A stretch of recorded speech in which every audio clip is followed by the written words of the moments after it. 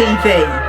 I'm Tree, and today I'm going to show you how you can take a regular t-shirt and turn it into a dress.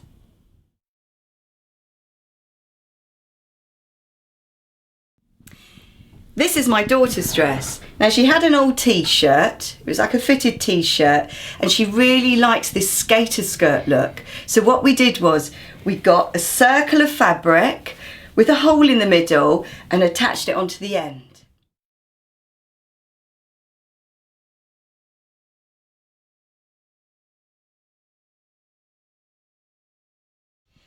And this is mine, I love it. So this is the adult version. Shall I show you what goes on?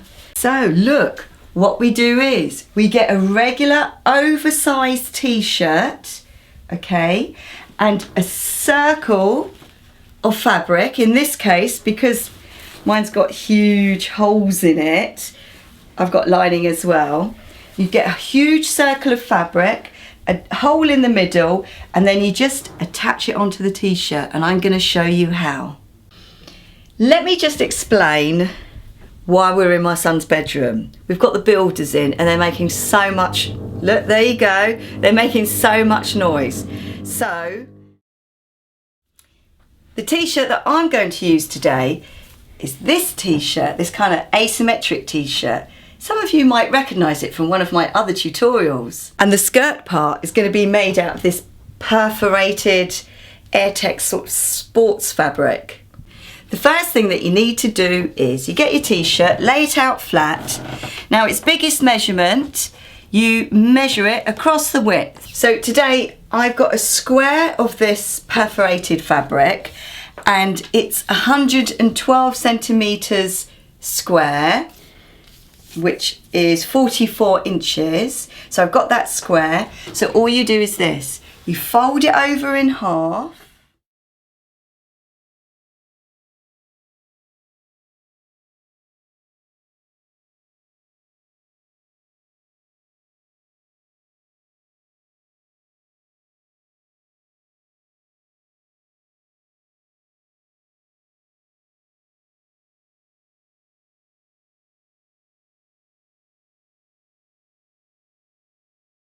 So now I've got to figure out how long I want it to be. Now my asymmetric top that I had finished around that cesarean line bit, and I'm going to measure down from there. So I think I want it roughly something like 30 centimetres, which is 12 inches. So like you do with a compass when you swing it all the way round, you've basically got to lay out your 31 centimetres going all the way round, I guess at right angles to your inner arc, going all the way round, so you end up with a nice curve shape. But before we open it out, you've got to snip for your centre front and centre back, and then do notches, which will be the sides. And then when you've done that, then it's safe to open it out. Look at that. You need to decide how long you want your t-shirt. So what we have to do is we're going to create a kind of pleat like that gets pressed, and when we apply the skirt it goes here and then this bit gets folded back.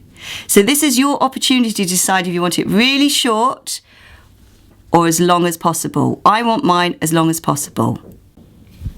So I'll show you on my daughter's one, okay? Look, can you see that little secret seam there, but we've kept their nice finished off edge. So this is what we've done. So this is her folded back bit.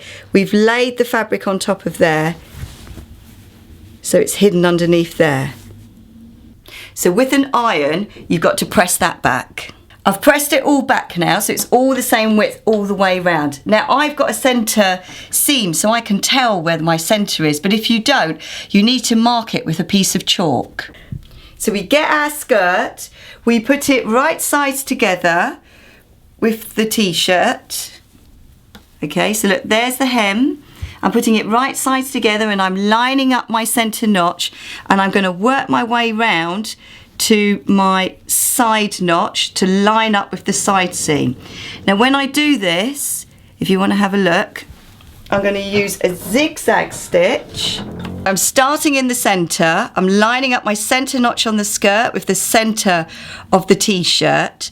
I'm laying it on top, and where I want to sew using a zigzag, which is F on the mini JL, is so that my stitches fall in line with just above that lovely bit of ribbing there. You might need to stretch the skirt just a little bit to fit the t-shirt, but it's important that you don't stretch the t-shirt. And you're stitching zigzag. I can feel that ribbing there. And I'm stitching just past that little ribbed edge. So I'm stitching here. Can you see how if I don't stretch the skirt, the notch is there, but I can stretch the skirt because it's on the cross, because we did a circle to make it line up. So you should end up with something like this. So it's all zigzagged on, and then you really need to press it. It's important because where we've pulled it, see how it's gathered? When we press it, we just press it out flat. So I've got the dress right sides up as if I'm ironing it on the ironing board. Now, this is important. You press that seam away, and you want the ribbing or the edging to be coming down. And then you make your way around the bottom of the top, pressing it all into place. And then we're also going to stay stitch it later on. So it makes such a difference after you've pressed it. So this is what we've got so far. Pretty good, no? I love it. So this is your opportunity to decide how long you want it to be. I think it's a little bit long on me. I do like it oversized, but I think it's a little bit too long. So I'm probably going to bring it up by about an inch. Now my hem could have been left with a raw edge, but I need to show you how to finish off a hem when it's on a circle, because it isn't straightforward, and you need some stuff called bias binding, which you can make yourself or you can buy from a haberdashery shop. So this is bias binding, and it comes ready folded in a pack. But do you know what? I haven't got any black bias binding, so I'm going to use something similar, which is called folded knitted edging. But the technique will be the same. The first thing that you need to do is to find where you're going to start. I'm going to start at the side.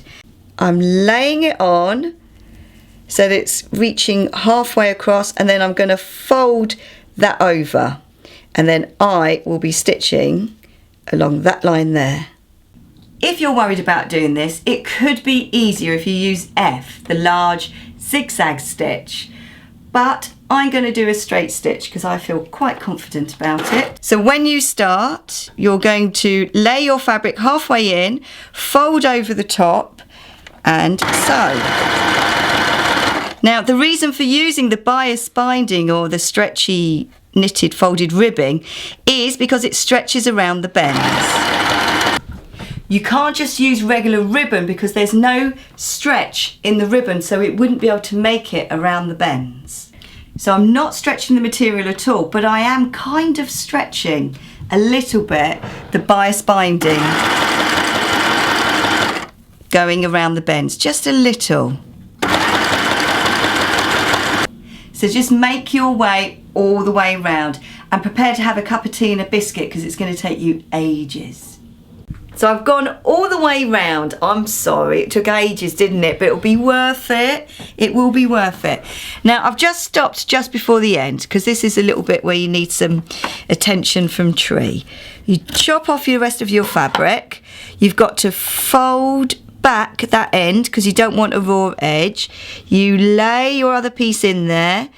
Lay this one on top. It's a little bit tricky. With the mini JL and some other machines, when you have like a great big lump, like I have, use the wheel on the side of the machine to get you over the big lump, because if you just sew, you're more likely to break a needle, whereas if you feed it with the wheel, because you can actually sew a whole garment by turning the wheel and no electricity, just it might take you a really long time. You really need to press your bias binding hem, because it will bunch up a little bit in places, but you'll see with the iron you can just press it all out. Shall I try it on now? Can't wait, I love it. So obviously, oh, I love it. Look how gorgeous. Now my fabric's got holes in, so maybe later on I might make a bit of lining, or just always wear it with leggings. Thank you so much for watching Stitchless TV, and thank you even more for all of your comments. I really love it so much when you leave a comment and when you send me your pictures of projects that you've made inspired by Stitchless. Bye.